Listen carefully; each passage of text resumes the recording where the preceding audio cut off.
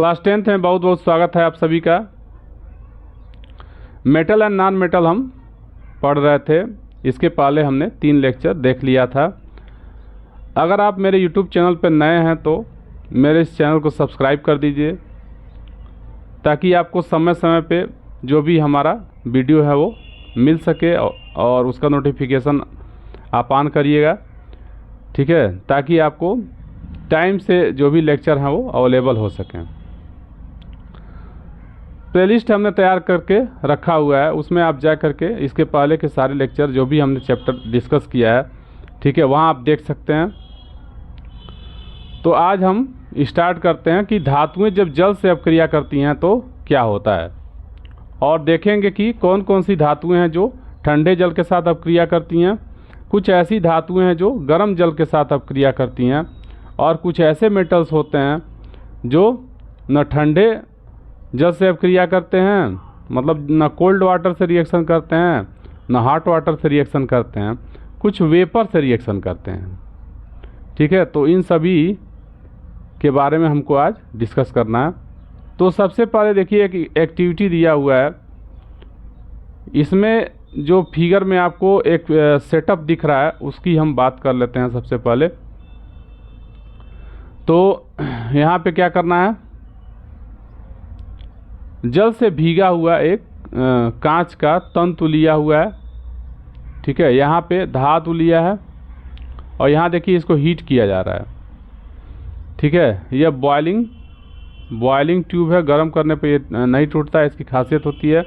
यहाँ से एक डिलीवरी ट्यूब निकास नली लगा दिया गया है, ठीक है, और यहाँ ले आकर के एक गैस जार उल्टा करके रख दिया गया है, ठीक है। ऑक्सीजन गैस यहाँ पे दिखाया जा रहा है, कलेक्ट हो रही है।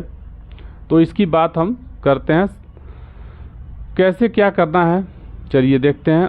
इसमें सावधानी सबसे पहले दिया हुआ है, इस क्रियाकलाप में टीचर्स का हेल्प लेना ज़रूरी है, अपने ही नहीं करिएगा, ठीक है, क्योंकि टीचर्स को मालूम है कि कौन सी ऐसी धातुएं हैं जो एक्सप्लोजिवली रिएक्शन करती हैं वाटर से, ठीक है। तो कहीं चोट न लगे या कोई दुर्घटना न हो, इसलिए टीचर्स का होना ज़रूरी है। कह रहा है आपको क्या करना है, बहुत सारे मेटल्स को कलेक्ट कर लेना है, जैसे इसके पहले आपने एक्टिविटी नंबर 3.9 में किया था। ठंडे जल से आधे भरे हुए बीकर में नमूने के छोटे टुकड़ों को अलग अलग डालते हैं, बहुत छोटा टुकड़ा डालते हैं, चिमटे से पकड़ करके, जैसे सोडियम का नाखून के बराबर बहुत छोटा सा, ठीक है, हम लेते हैं और उसको बीकर में आधा जो जल से भरा हुआ है उसमें थोड़ा सा टुकड़ा डालेंगे। हम देखेंगे बहुत तेज़ी से क्या होता है, वो रिएक्शन करता है और साथ ही साथ उसमें से गैस बाहर निकलती है, ठीक है, बर्न होता है।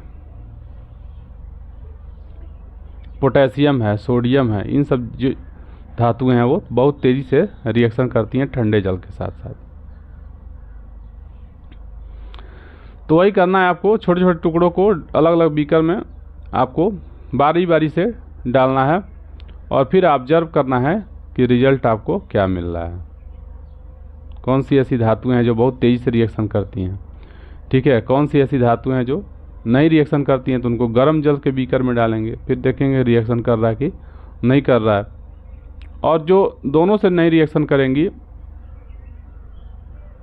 फिर उनको हम क्या करेंगे, भाप से रिएक्शन कराने के लिए इस तरह का सेटअप लेते हैं। कह रहा है क्या कोई धातु जल में आग उत्पन्न करती है, तो कुछ धातुएं वही बता रहे थे, एक्सप्लोजिवली जो रिएक्शन करेंगी वो आग उत्पन्न करेंगी, जैसे सोडियम है, पोटेशियम है। थोड़ी देर बाद क्या कोई धातु जल में तैरने लगती है, तो कुछ ऐसी भी धातुएं होती हैं जो तैरने लगती हैं। क्या कारण है उसके तैरने का, उसको हम आगे देखेंगे, दिया हुआ है।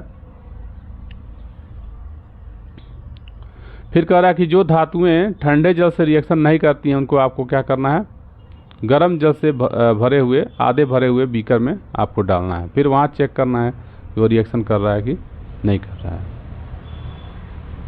कौन सी धातुएं भाप से भी अपक्रिया नहीं करती हैं, ठीक है, इसको भी आपको कलेक्ट करना है। भाप से अपक्रिया के लिए जो ये सेटअप दिया हुआ है यहाँ पे चित्र संख्या 3.3, ठीक है, इसके अकॉर्डिंग आपको व्यवस्थित कर लेना है।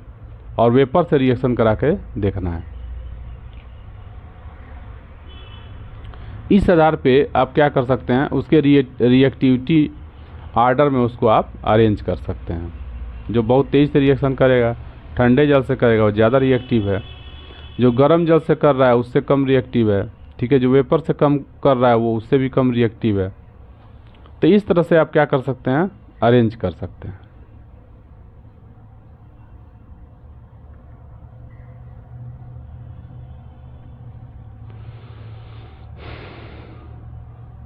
जल के साथ आप क्रिया करके धातुएं हाइड्रोजन गैस बनाती हैं, ठीक है, तथा धातु ऑक्साइड उत्पन्न करती हैं।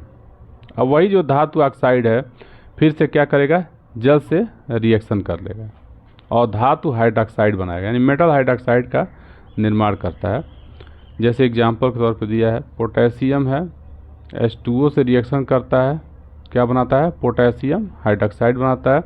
साथ ही साथ हाइड्रोजन गैस बाहर करता है, लिबरेट करता है और उष्मा भी निकलती है, ठीक है। ऊर्जा जो दिया हुआ है उष्मा के रूप में बाहर निकलती है,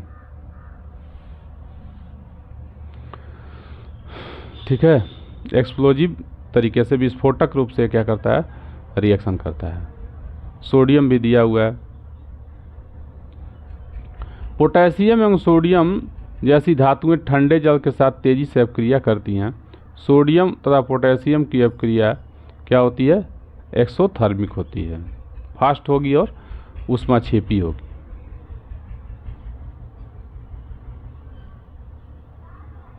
चलिए अब कैल्शियम का देखते हैं। वाटर के साथ कैल्शियम की जो रिएक्शन होती है थोड़ा धीमी होती है। यहाँ उत्सर्जित ऊष्मा हाइड्रोजन के प्रज्वलित होने के लिए पर्याप्त नहीं होती है। वहाँ पे क्या हो रहा है, जो उसमें से हीट प्रोड्यूस हो रहा है, हाइड्रोजन गैस को क्या कर रहा है, बर्न कर रहा है। इसीलिए तेज़ी से वहाँ क्या होता है, आग उत्पन्न होती है। लेकिन यहाँ पे क्या होता है, ऐसा नहीं होता है। यहाँ पे क्या होता है, जो हाइड्रोजन गैस के बबल्स होते हैं, बुलबुले होते हैं, कैल्शियम मेटल के सरफेस पे चिपक जाते हैं। इसीलिए कैल्शियम क्या करता है, पानी में तैरना शुरू कर देता है। इसी प्रकार से मैग्नीशियम में भी होता है। तो शुरू में ही दिया हुआ था कि ऑब्जर्व करिए कि कौन कौन सी ऐसी धातुएं हैं जो जल में तैरना शुरू कर देती हैं। तो कैल्शियम और मैग्नीशियम जैसी जो धातुएं होती हैं वो वाटर में तैरना शुरू कर देती हैं। और इसके पीछे का कारण क्या होता है, हाइड्रोजन गैस के जो बुलबुले बनते हैं वह उसके सरफेस पे चिपक जाते हैं, जिसके कारण वो क्या होती है, हल्की होती है, हो जाती है। उसकी डेंसिटी क्या हो जाएगी, कम हो जाएगी और सरफेस पे वो तैरना शुरू कर देगा। कुछ ऐसी भी धातुएं होती हैं जो न गर्म जल के साथ अपक्रिया करती हैं और न ही ठंडे जल के साथ अपक्रिया करती हैं। जैसे देखिए एल्युमिनियम तथा आयरन और जिंक जैसी धातुएं न शीतल जल के साथ अपक्रिया करती हैं और न ही गर्म जल के साथ अपक्रिया करती हैं। मतलब ठंडे और गर्म दोनों के साथ अपक्रिया नहीं करेगी, लेकिन क्या करेगी, वेपर के साथ अपक्रिया करेगी, भाप के साथ अपक्रिया करती है। और ये भी क्या बनाती है, मेटल ऑक्साइड का निर्माण करती है और हाइड्रोजन गैस लिबरेट करती है।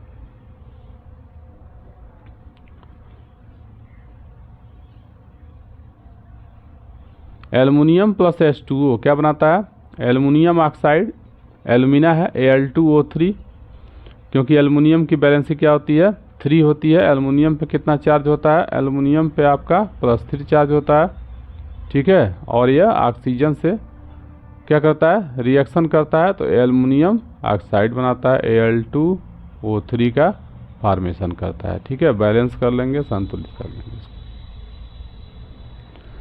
कुछ ऐसी भी धातुएं होती हैं, जैसे मान लीजिए आपका है लेड है, कॉपर है, सिल्वर और गोल्ड।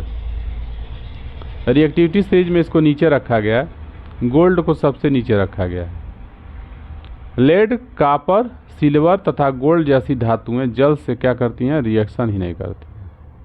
आप देखे होंगे कि लैब में जो केमिकल होते हैं उनको शीशे के बर्तनों में, ठीक है, रखा जाता है। क्यों शीशे में रखा जाता है, क्योंकि ये शीशा जो होता है, लेड जो होता है, वो लेस रिएक्टिव है, बहुत कम रिएक्टिव है। नहीं तो केमिकल जो भी रखा जाएगा वो क्या करेगा, उस बर्तन से ही रिएक्शन कर लेगा और डिफरेंट टाइप का कंपाउंड का फॉर्मेशन कर लेगा। तो इससे बचने के लिए इस तरीके को इस्तेमाल किया जाता है। क्या होता है जब धातुएं अम्लों के साथ अपक्रिया करती हैं? ठीक है, क्या होता है जब धातुएं अम्लों के साथ अपक्रिया करती हैं, इसको भी देखना है। तो थोड़ा सा इस पे बात कर लेते हैं, ज़्यादा बड़ा नहीं करेंगे। ठीक है, वीडियो को ज़्यादा हम लॉन्ग नहीं करना चाहते, इसीलिए हम छोटा छोटा करके बनाते हैं ताकि बच्चे उबे ना, आसानी से एक एक टॉपिक जब भी फ्री आप बैठे हों आप देख लीजिए। फ्री बैठ के मोबाइल चलाते रहते हैं, इधर उधर की चीज़ें देखते हैं। इससे बढ़िया है कि जब भी आप फ्री हों 10 मिनट आप देख लिया करिए रोज़। इससे क्या होगा कि आपका खेल खेल में ही ये चैप्टर तैयार होता जाएगा। तो क्या होता है जब धातुएं अम्लों से अपक्रिया करती हैं, तो धातु तन व अम्लों से अपक्रिया करके क्या बनाता है, साल्ट का फॉर्मेशन करता है, लवण बनाता है और हाइड्रोजन गैस बाहर करता है। ठीक है, एग्जाम्पल के तौर पे आप देख लीजिए। बहुत ज़्यादा रिएक्टिव हम मेटल नहीं लेंगे, जैसे दिया है सोडियम और पोटेशियम के अतिरिक्त बाकी सभी धातुओं के नमूने एकत्र कीजिए। सोडियम और पोटेशियम आपको नहीं लेना है, बहुत तेज़ी से रिएक्शन करता है। किसी और से रिएक्शन करा देते हैं, जैसे मान लीजिए Mg मैग्नीशियम का अगर आप HCl से रिएक्शन कराते हैं, ठीक है, तो आप क्या देखेंगे, MgCl2 बनेगा। ठीक है, मैंने मैग्नीशियम क्लोराइड बनेगा और साथ ही साथ क्या होगा, हाइड्रोजन गैस बाहर निकलती है। जिंक के साथ रिएक्शन करके भी हम इसको देख सकते हैं। जिंक से ही रिएक्शन करा के हाइड्रोजन गैस को लैब में निकाला जाता है। ठीक है, और हाइड्रोजन गैस को हम क्या कर सकते हैं, गुब्बारे में इकट्ठा करके, और उसमें छोटा सा गुब्बारा में इकट्ठा करके जलती हुई मोमबत्ती ले जाएंगे अगर, तो हम देखेंगे कि पॉप साउंड के साथ वो उसमें से जलेगा, वो फट फट की आवाज़ आएगी, जो यह प्रूव करता है कि जो गैस निकल रही है वो हाइड्रोजन गैस ही निकल रही है।